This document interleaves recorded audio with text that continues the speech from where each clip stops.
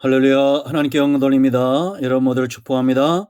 오늘도 분명 여호와 이레의 날이 됨을 의심하지 마십시오. 여호와 샬롬 평안한 가운데 여호와 이레 하나님의 준비하신 것들을 누리시고 저녁이 되면 여호와 니시 승리의 재단을 쌓는 복된 하루 되기를 원합니다. 자, 오늘은 이제 성막을 지으러 한번 가보겠습니다. 27장 9절부터 19절까지 말씀을 봅니다. 기도합니다. 영광이 하나님께 있습니다. 온 마음으로 하나님을 사랑합니다.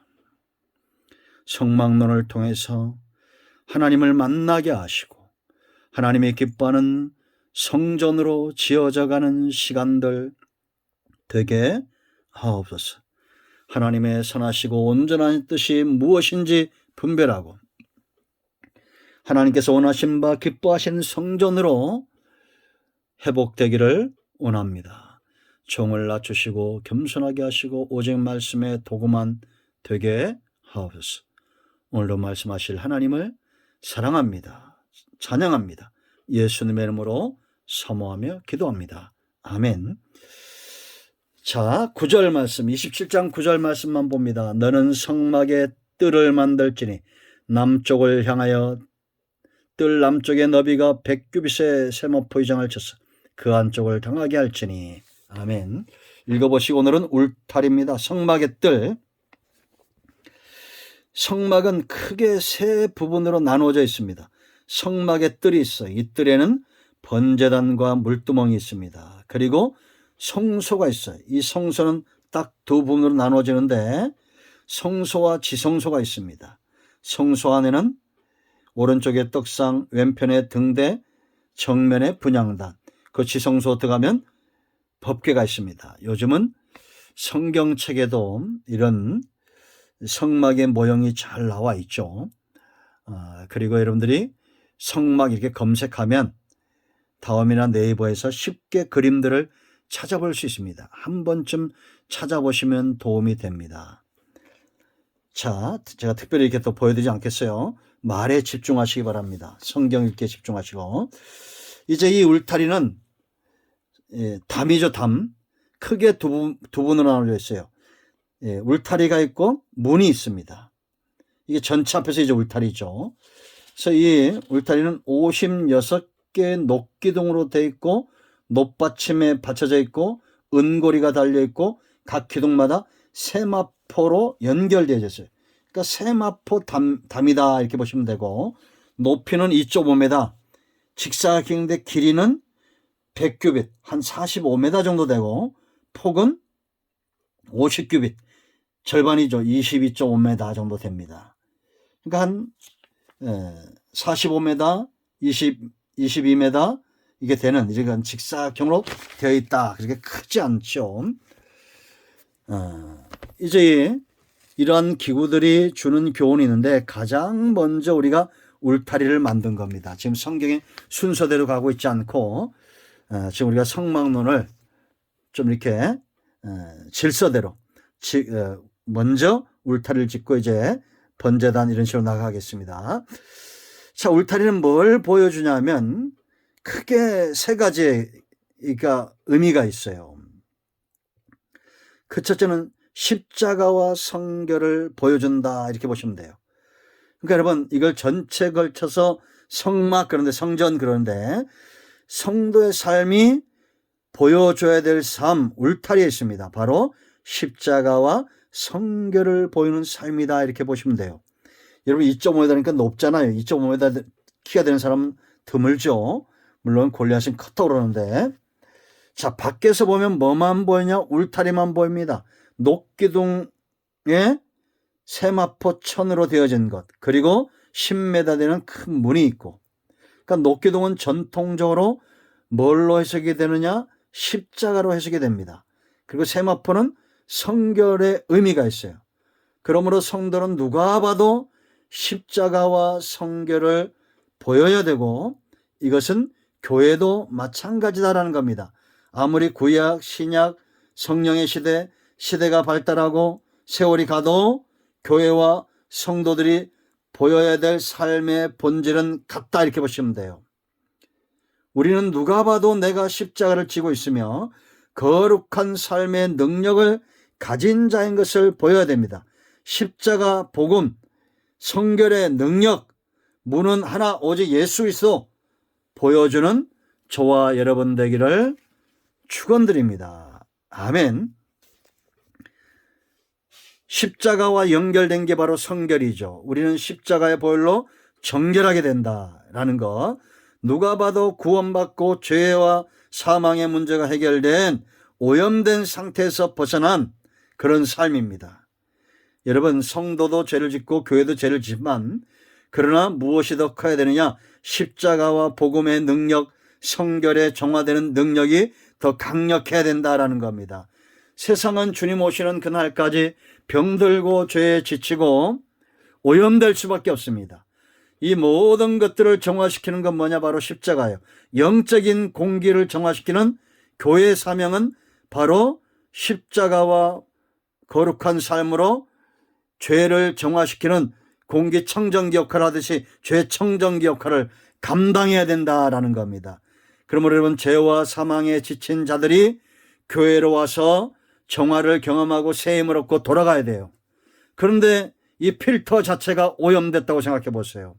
그러면 정수기가 청소하지 않고 오래되면 오염되듯이 교회가 죄와 이런 오염에 물들어져 있고 이것을 청소하지 않으면 오히려 오염의 원상이 된다. 이게 마지막 때 징조랬죠. 하나님의 사람과 세상이 이제 섞여버리는 그런 시대, 더 오염된 죄의 바이러스로 넘치는 그런 교회와 성도 되면 안 된다. 내가 누구를 만나도 만나는 그 사람이 죄인이라도 그들을 정화시켜야지. 오히려 더 죄에 오염되게 하고 죄와 사망의 노예가 되게 만드는 그런 저주받은 인생으로 살면 안 된다. 레위기 11장 44, 45절 내가 거룩하니 너희도 거룩하라 라고 분명히 말하고 있습니다. 십자가의 도는 구원받는 우리에게는 구원의 능력, 하나님의 능력이 되는 거예요. 고린도서 1장 18절 말씀. 자, 두 번째, 보호의 의미가 있습니다. 데살로니가전서 5장 22절 23절, 요한복음 10장 11절, 빌립보 4장 13절, 시편 23편. 여러분, 이거 교재 가지고 있는 분들 있을 거예요. 성막론 잘 보시면 도움이 됩니다. 자, 여러분, 울타리가 없으면 보호되지 않죠. 보호돼야 됩니다. 우리가 여러분 느헤미야 때 제가 말씀드렸지만 하나님이 3차 교환을 통해서 BC 537년에 스룹바벨의 강력한 스룹바벨 총독 스룹바벨을 보내서 강력한 리더십을 통해서 이제 기반을 다지죠. 그리고 교회 성전을 세웁니다. 성전도 세워졌고 스룹바벨 성전도 세워졌고 기반도 되어졌지만 영적으로 연약해져 있는 이들을 회복시키기 위해서 458년에 에스라를 보냅니다. 하나님이 2차 기한에. 그리고 그들을 영적으로 강하게 만들어놔요. 그런데 울타리가 없으니까 자꾸 외세 침입이 와요. 그래서 445년에 느헤미야 3차 기한 느헤미야를 통해서 52일 만에 성벽을 건축합니다. 성벽을 무너진 성벽이 건축되어지는 미가서에 있는 대로 7장에 있는 대로 지경이 넓어지는 역사가 있어요. 여러분, 성도는 철저하게 보호받는 삶이 있어야 됩니다. 그리고 누군가에게 철저하게 보호자가 되어줘야 돼요. 연약한 천이라고 그랬죠. 그러나 이방인도 적들도 짐승도 피를 의지하지 않고는 이걸 뚫고 들어올 수가 없습니다. 어떤 사단의 공격도 구원의 문을 들어서고 성결의 세마포를 입은 자들, 십자가의 보혈로 정결케 되고 구원받은 백성들을 그 생명을 해할 수 없다. 한 명도 잃어버리지 않겠다. 주님 그렇게 말씀하셨고 내게 능력 주시는데 내가 모든 것을 할 수 있다. 여러분, 성경을 믿으시기 바랍니다. 예수님의 사명은 저와 여러분을 십자가 보혈로 성령의 역사로 우리를 보호하시는 거예요. 저와 여러분의 사역도 마찬가지입니다. 누군가를 구원시키고 이제는 그들이 구원의 보혈을 체험하게 하고 하나님의 능력의 손에 붙들림 받아 보호받는 백성이 되어야 돼요. 우리가 연약하다고 두려워하지 마세요. 하나님의 능력의 손이 우리를 붙들고 있습니다. 세 번째, 구별시키는 거예요. 여러분, 세상과 성소한 성막 안으로 나눠지는 겁니다. 철저하게 구별된 거예요. 성도의 세상과 세상에 속한 자의 삶은 완전히 다른 것입니다.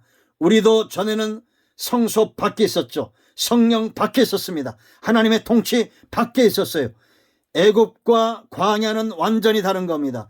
크게 애굽, 광야, 가나안 세 부분으로 나누지만 엄밀하게 두 가지 의미라고 그랬죠. 바로의 통치를 받는 세상, 하나님의 통치를 받는 백성들, 광야와 기업이에요. 성막 안과 밖이 전혀 다른 세계입니다. 세상에 있던 자들이 성소의 문을 통해서 들어와 이 성막의 뜰에서 변화되어지고 힘을 공급받고 지혜를 공급받고 하나님과의 만남, 특별한 계시의 장소, 공급의 장소, 회복의 장소입니다. 아멘. 병원과 밖이 다른 것처럼 병든 자는 밖에서 병이 들고 병원에서 회복이 되죠. 우린 세상에서 치이고 눌리고 다시 하나님 전에 와서 새 힘을 얻고, 성도는 하나님의 영역과 세상의 영역의 경계선이에요. 성도의 삶은 성도의 모습과 성도의 성품과 삶과 성품과 사역과 우리의 모든 것은 세상과 하나님의 영역의 경계선이에요. 예수님의 십자가가 그랬습니다. 여러분, 예수님의 사역을 보세요. 철저하게 하나님의 뜻과 인간의 정과 경계선이에요. 아무리 사랑하고 친한 제자라도 하나님의 뜻에 어긋나면 사탄아 내 뒤로 물러가라고 선포합니다. 철저한 구별이에요. 오늘날 바로 성도의 삶이 이렇게 하나님의 세상과 세상 사상과 철저하게 구별시킬 줄 아는 그런 자가 되어야 됩니다. 누구든지 저와 여러분을 만나면 하나님을 경험해야 되죠. 성경의 깊이를 경험하고 언약의 확실함을 경험하고 성령의 나타남과 능력을 경험해야 되겠죠. 그런데 우리가 세상의 길라잡이가 되고 세상의 잡다한 것들 죄의 통로가 되고 그래서 되겠습니까? 안 되는 것입니다.